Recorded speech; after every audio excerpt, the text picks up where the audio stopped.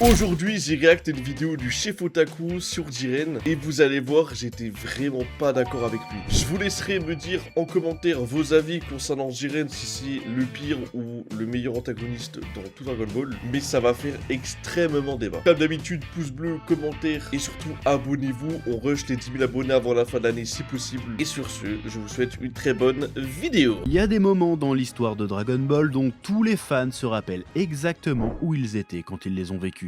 Le Super Saiyan de Goku sur Namek, le Kamehameha père-fils contre Cell, la première transformation en Super Saiyan 3. Et plus récemment, ces dernières années, un autre moment est venu s'ajouter à cette liste. Nous sommes en mars 2018. Un épisode de Dragon Ball Super est diffusé au Japon. Sur internet, les serveurs commencent à saturer, les réseaux sociaux explosent, les vidéos réactions se multiplient, le monde entier retient son souffle. Attends, mais en fait, je me rends pas compte, mais quand on me dit genre Internet était cassé, c'est que j'avais pas compris la dimension en fait. Ça avait vraiment pété Internet dans le sens, je pensais que c'est juste Twitter, moi finalement. Mais en fait, carrément, t'avais des réseaux saturés, des trucs saturés, des serveurs saturés, et ça faisait des vidéos à foison. Putain, wesh, la dinguerie. Ok. Ça avait vraiment pété fois 1000 quoi. Première fois, Goku atteint une forme totalement nouvelle, l'Ultra Instinct. Et face à lui, un guerrier immobile, un guerrier silencieux, un guerrier qui jusqu'ici semblait invincible. Jiren. Ce combat n'était pas juste un affrontement spectaculaire, c'était un événement, un moment générationnel. Ah oui. La preuve que, même après des décennies, Dragon Ball pouvait encore faire vibrer la planète entière. Un moment entré dans la légende, qui doit sans doute autant à la transformation ultime de Goku qu'à l'antagoniste qu'il affronte. Un moment que tous les fans, même les plus critiques, chériront jusqu'à la fin de leur jour. Qu'est-ce qui a réellement rendu ce combat aussi marquant ? Était-ce la transformation, l'animation exceptionnelle, le contexte de diffusion, les musiques ? Probablement un mélange de tout ça. Mais il doit aussi énormément à une chose, la présence de Jiren. Au point que pour beaucoup de fans, il représente l'antagoniste ultime de Dragon Ball Super. Tu sais que je suis d'accord avec lui dans le sens où... Enfin, l'antagoniste ultime, mais que par rapport à la puissance, les gars. Je pense que vous êtes d'accord avec moi, parce que Jiren, si on parle d'écriture de... Bon, il n'y a pas grand-chose, hein, faut le dire, comparable à Goku, même si on peut compter Beerus au début, mais en termes de puissance, mon gars, mais je crois que j'ai rarement vu ça dans ce que j'ai pu regarder comme anime. Donc en vrai, les gars, je suis plutôt d'accord avec lui. Jiren a permis d'offrir du spectacle pour l'Ultra Instinct, en gros. En fait, tellement l'ennemi était puissant, Goku a sorti une nouvelle forme. C'est ça qu'il faut dire, en fait. Le puissant, le plus impressionnant, le meilleur. Et c'est précisément là que pour moi, le débat commence. Parce qu'à ceux qui affirment que Jiren est le meilleur antagoniste de Dragon Ball Super, j'ai envie de poser une question simple. Et si il était aussi le pire ? Mais Meilleur non, pire non plus, mais en fait, les gars, on est d'accord, il y a très peu d'antagonistes dans Dragon Ball Super, il y a personne en antagoniste. Jiren, Black Goku, Zamasu du coup, on va dire, et... Enfin, Freezer non, Beerus au début, il y en a pas beaucoup les gars en vrai. Freezer, Beerus, ouais, mais Freezer non, du coup, on l'a vu dans DBZ, Beerus pourquoi pas, mais il y en a que 3, donc en vrai, le pire des 3, en vrai de vrai, je sais pas. En fait, je sais pas si c'est un antagoniste, parce que c'est juste l'ennemi final d'un autre univers en vrai. avant d'aborder le pire, abordons le meilleur avec le sponsor de la vidéo du jour, Mammouth AI. Mammouth... Alors j'ai jamais vu de ma vie une sponsor pareil, frère. C'est quoi ce bordel? Mammouth AI, frère. C'est quoi ça? Dans les esprits, c'est avant tout parce que son introduction dans Dragon Ball Super a été presque parfaite. Avant même qu'il le combatte réellement, le personnage est entouré d'une aura de mystère, soigneusement construite par la mise en scène. Lors de sa première apparition, il ne parle presque pas, il ne cherche pas à impressionner, il ne fait aucun geste spectaculaire, il est simplement là, assis en méditation, comme si le chaos du tournoi du pouvoir ne le concernait même pas. Il est un peu en mode ouais, bon, je laisse les enfants jouer entre eux, mais attention, faites pas trop de bruit pour pas déranger ma sieste. Oui, sinon ça va barder. Oui. Tout dans la réalisation nous indique qu'il est la véritable menace. Les Pride Troopers le respectent de manière quasi religieuse. Toppo, ainsi que Vermoud lui-même, semblent reconnaître sa supériorité. Et les dieux de la destruction évoquent son nom avec une forme d'inquiétude inhabituelle. Et quand les dieux de la destruction te respectent, c'est que tu pèses de ouf. Pour la première fois dans Dragon Ball Super, l'antagoniste n'est pas un dieu ou une quelconque entité cosmique, mais bel et bien un mortel. Après avoir passé autant de temps à mettre au pinacle les dieux de la destruction, nous proposer un simple alien en juste au corps, c'est plutôt bien vu. Un mortel craint par les dieux, un mortel qui a déjà atteint l'objectif que se sont fixés Goku et Vegeta. Jiren a fini le jeu, alors on ne peut que avoir envie de le voir se battre, de voir de quoi il est capable. Puis vient l'épisode 109, et là on comprend à qui on a affaire. Goku utilise tout ce qu'il a. Sa forme Super Saiyan Blue combinée au Kaioken, une technique semblait multiplier sa puissance au point de mettre son propre corps en danger. Et pourtant, Jiren encaisse, bloque, contre, sans même donner l'impression de forcer. Il donne même clairement l'impression de se faire un peu chier. Il arrête même un Genkidama d'un simple regard. L'attaque la plus puissante du verse s'est prise un coup de pression de Jiren. Je ne sais pas si on se rend bien compte de la dinguerie. Bah surtout que c'est une dinguerie dans le sens où en fait, il spawn de nulle part, personne au courant de son existence. Après quand il a dit introduction parfaite, je suis tellement pas d'accord parce que, ok d'accord, on sait juste que lui il va être balèze, mais introduction parfaite, enfin les gars, c'est un peu haut les cœurs là, c'est un peu haut les cœurs, introduction parfaite quand même. Moi j'ai 10 fois mieux dans Dragon Ball comme introduction de d'une. Et de deux, bah après c'est juste un gars, il a spawn, mais on sait juste qu'il est ultra puissant quoi en vrai, donc en fait ça tombe un peu du ciel les gars. Alors, je suis à peu près sûr qu'on a commencé à utiliser l'expression aura farming pile poil à ce moment-là. Oui. Dans l'épisode d'après. Ah, mais qu'est-ce qu'il raconte? En 2018, ça se dit aura farming. En 2018, il y a 8 ans, ça utilisait l'expression aura farming, genre. Mais il ment, mais c'est faux. Aura farming, on est d'accord, c'est quand il y avait Jinwoo. C'est quand il y avait Jinwoo plutôt que cette expression, c'est vraiment modernisé de fou. Hein. Jamais que 2018, Jiren, 8 ans. Non, non. Aura farming, c'est pas du... Mais c'est pas du tout à cette période-là. C'est pas 2018, c'est beaucoup plus tard. Pourquoi il dit ça? Oh non, mais ça c'est du mensonge, ça. J'aime pas ça. Tout le monde se souvient de la folie de Goku sous prémisse de l'Ultra Instinct, mais j'ai revu l'épisode. Goku livre une sacrée perf, mais Jiren, pour lui c'est juste un échauffement. Et juste après, il nodif hit sans transpirer, le grand rival de Goku lors d'un arc précédent, je vous le rappelle. Et tout ça sans dire un mot ou presque. Non, vraiment, je comprends tout à fait la hype autour du personnage. Ouais, je peux comprendre, mais la hype du personnage, elle est juste liée à sa puissance, quoi. Il n'y a pas d'autre chose, en fait, finalement, tu vois. En fait, c'est la dinguerie parce que on sait qu'il est juste invincible, voire trop fort. Hein, mais en fait, c'est juste ça, il n'y a pas d'autre chose derrière, tu vois, limite. C'est ça, quoi. C'est un bocal rempli, mais il est vide en substance. Enfin, je sais pas comment le dire. Il ne provoque pas, ne monologue pas,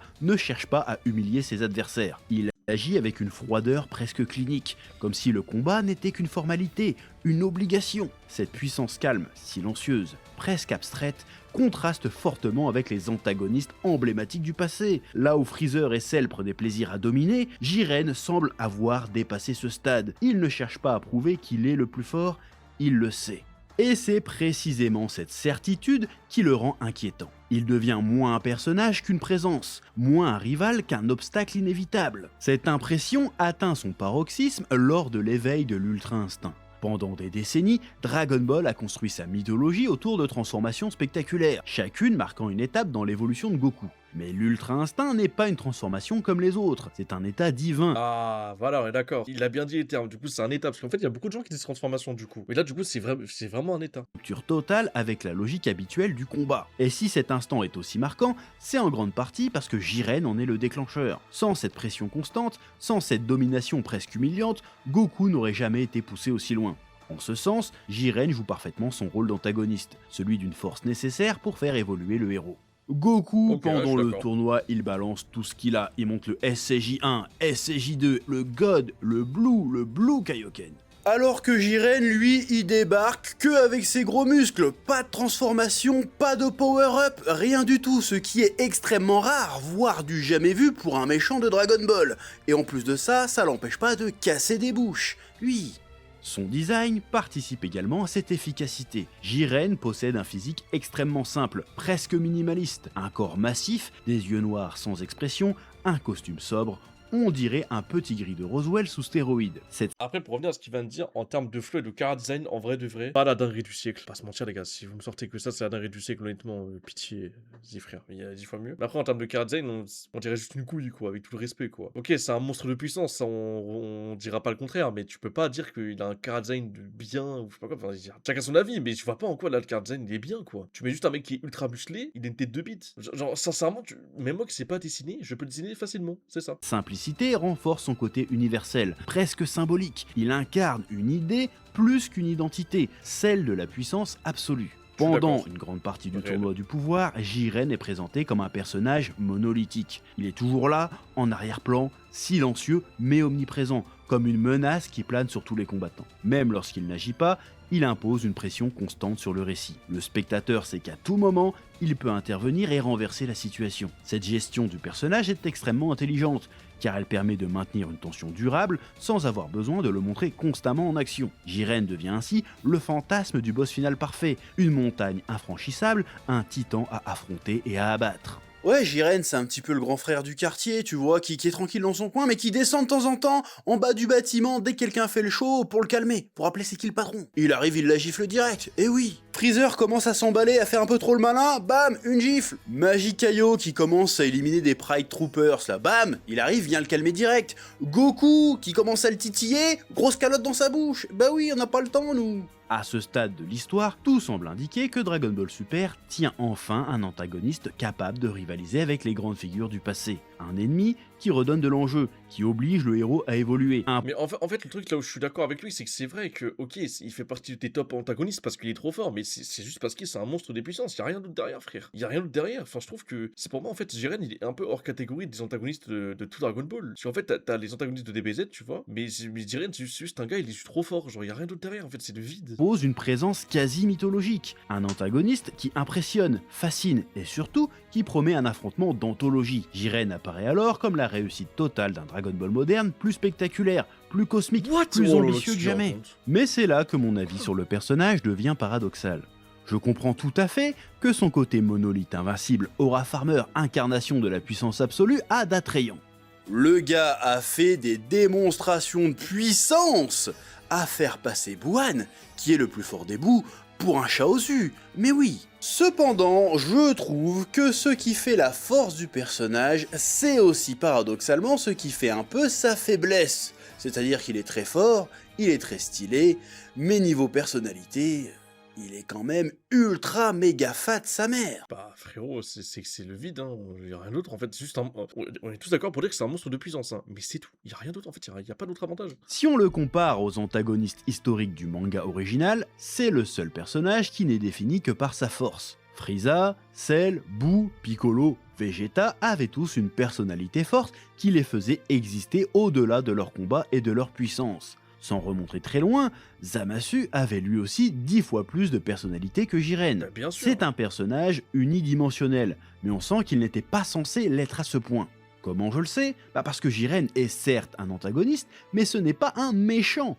Il fait partie des Bright Troopers, un groupe de super-héros intergalactiques de l'univers 11. C'est un gentil. Surtout que quand je dis qu'il faut pas le compter dans les comment ça s'appelle, dans les antagonistes de tout Dragon Ball, c'est parce que finalement c'est pas un antagoniste en fait. C'est juste un gars d'un autre univers qui veut protéger son univers, c'est juste un ennemi final. C'est pas un antagoniste comme la trempe de Freezer, Boo, Black Goku, Zamasu ou même Cell, tu vois. En fait, c'est pas la même. En fait, tu peux pas les compter dans la même catégorie qu'eux en fait. Je l'ai déjà dit, Toriyama son truc, c'est les personnages exubérants. Et Jiren ne l'est que par sa puissance. Il aurait dû l'être aussi par sa personnalité, soit en étant un parfait connard, soit en étant un mec vraiment sympa. Parce que je suis désolé, durant tout le tournoi, il ne fait jamais preuve de méchanceté ou de cruauté, ni même de bonté ou de bienveillance. Il est juste là, il est juste fort. Comme je l'ai dit, c'est en grande partie ce qui fait aussi le charme du personnage, mais selon moi, c'est quand même largement insuffisant pour en faire le plus grand antagoniste de Dragon Ball Super. Et si encore ils avaient au moins été à fond dans cette direction, peut-être que ça aurait pu fonctionner. Sauf que Toriyama, la Toei ou bien les deux n'ont pas assumé ce côté monolithique nimbé de mystère.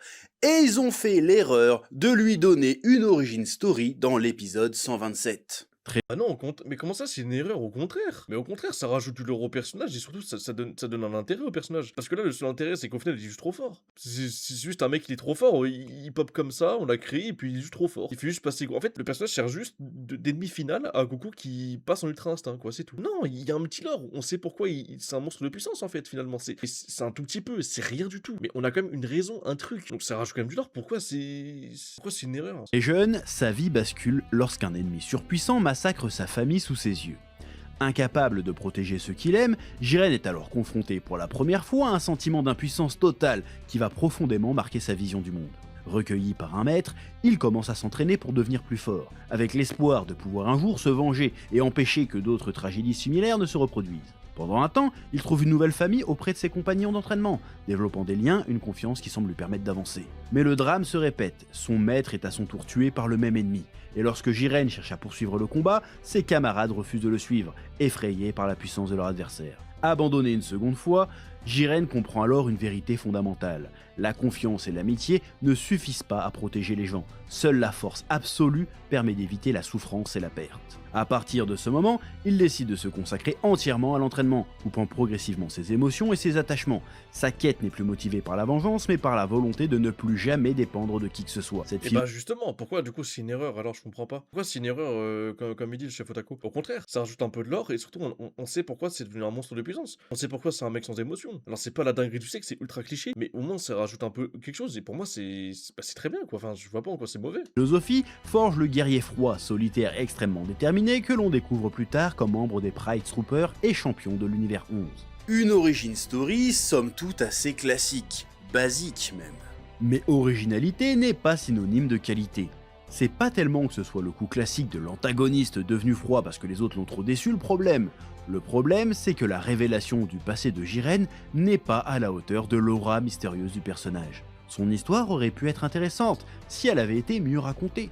La série aurait pris le temps de faire un vrai flashback en prenant soin de caractériser le personnage, et son évolution, ça aurait pu être très cool. Ça, en vrai, je suis d'accord. Si vraiment t'avais eu une backstory encore meilleure que ce qu'on a eu, en vrai de vrai, je suis d'accord. Je suis d'accord parce que ça rajoute encore plus de lore au personnage et c'est trop bien parce que vu qu'il n'y a pas de développement sur ce personnage, il y en a très peu. Bah, au contraire, ça aurait été vraiment super positif. Ça, je suis d'accord avec lui. Sauf que là, c'est juste Vermood qui fait un résumé de 2 minutes au milieu d'un épisode.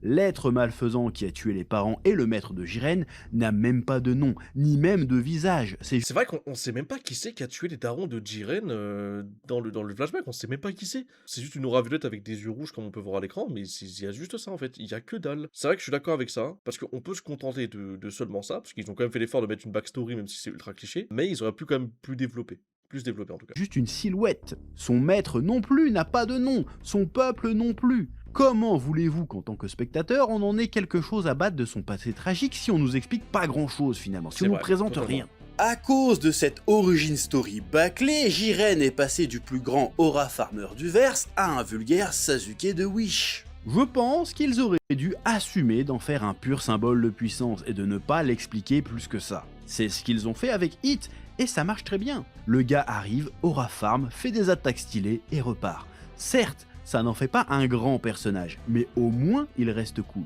Mais Jiren, couplé à son manque de personnalité, ce background, ça le dessert. Après, c'était peut-être l'objectif, de désacraliser ce symbole de puissance pour le rendre plus humain, plus vulnérable. Le problème, c'est que ça n'a pas été très bien fait. L'humaniser, ça permet aussi de justifier sa défaite. Jiren ne perd pas parce qu'il est le moins puissant, non. Il a même largement tenu tête à la forme ultra instinct maîtrisée de Goku. Il a perdu parce qu'il était seul, parce qu'il a refusé de faire confiance à ses camarades, les Pride Troopers, et qu'il a absolument voulu gagner par lui-même, peu importe les enjeux, alors que Goku a été capable de travailler en équipe avec ses 17, et l'un de ses pires ennemis, Frieza.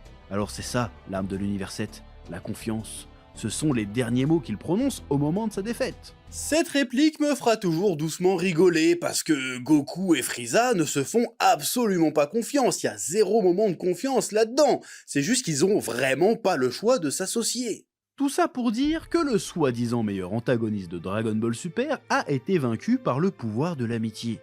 Je ne suis pas contre le concept. Ah bah ça je pense qu'on est tous d'accord avec lui. Hein. Ça les gars je pense qu'on est tous d'accord avec lui parce que putain le pouvoir de l'amitié sincèrement, comme j'ai dit dans mon stream, s'il y a sérieusement des gens, moi j'ai pas vu Fairy Tail, s'il y a des gens qui disent blablabla il y a trop de pouvoir de l'amitié en Fairy Tail et que là ce qu'on a vu sur DBS avec le pouvoir de l'amitié, si ces mêmes personnes se plaignent de Fairy Tail, les gars en vrai de vrai on fait quoi? Mais sur le coup, il y a un truc qui sonne faux et peu inspiré. Je veux dire, si à la place de Frieza ça aurait été Vegeta, on aurait probablement tous soufflé du nez devant la scène. Hein.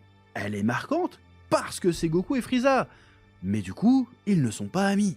Alors attention, la scène me fait toujours autant d'effet, même des années après, mais si on prend du recul et qu'on l'analyse froidement, elle tape un petit peu à côté narrativement parlant quand même. Oui, tout comme le personnage de Jiren. Au final, le personnage de Jiren est peut-être moins intéressant pour ce qu'il est que pour ce qu'il a provoqué. C'est même pas qu'il est moins intéressant, c'est qu'il est pas intéressant le personnage de Jiren, il est zéro intéressant, il est juste trop fort, c'est tout. Parce que quand on repense à lui aujourd'hui, on ne se souvient pas d'un dialogue marquant, d'une réplique culte ou d'un moment de pure folie scénaristique, comme ceux qui ont façonné les antagonistes légendaires de Dragon Ball. On se souvient d'un combat On se souvient d'une ambiance, on se souvient d'un instant suspendu où pendant quelques minutes, des millions de fans à travers le monde ont vibré ensemble devant leur écran. Jiren est indissociable de ce moment. Sans lui, pas d'ultra instinct maîtrisé. Sans lui, pas cette tension incroyable, pas cette sensation que Goku pouvait réellement perdre. Il a été la montagne à gravir, le mur à briser, la pression nécessaire pour faire évoluer le héros une nouvelle fois. Et en ce sens, il a parfaitement rempli son rôle. Mais un grand antagoniste ne se résume pas seulement à la puissance qu'il impose, ni au spectacle qu'il permet. Il se mesure aussi à l'empreinte qu'il laisse sur l'histoire, à la manière dont il continue d'exister dans l'imaginaire des fans, bien après la fin du combat. Et c'est peut-être là que Jiren atteint ses limites. Parce qu'au fond, il n'est pas vraiment entré dans la légende pour ce qu'il était, mais pour ce qu'il a déclenché. Il est fort, il est stylé, il est impressionnant, mais il lui manque cette personnalité, cette petite étincelle qui transforme un personnage en mythe. Là où Freezer terrifié, ou Cell fasciné, ou Majin Buu perturbé, Jiren incarne une force abstraite et mystérieuse. Une fois ce mystère éventé, il ne reste hélas pas grand-chose.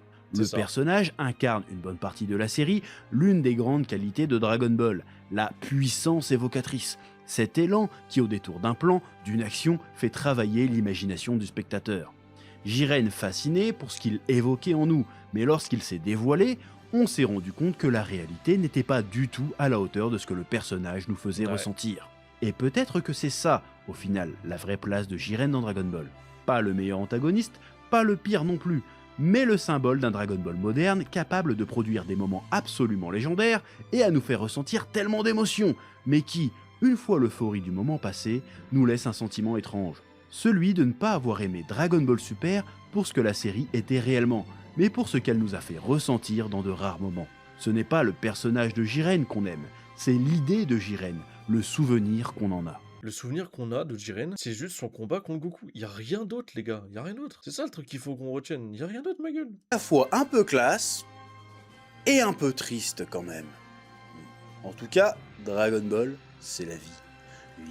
Mais là-dessus, en fait, je suis pas trop d'accord avec plein de points, quoi. Souvenir à me dire, moi, je retiens rien. En vrai, de vrai, moi, je retiens juste son combat contre Goku, quoi, qu'il a fait passer en Ultra Instinct, c'est tout, quoi. Et il y a une seule chose, c'est que c'était juste un monstre de puissance. Il y a rien d'autre, les mecs. Y a rien d'autre à retenir, c'est triste, quand même.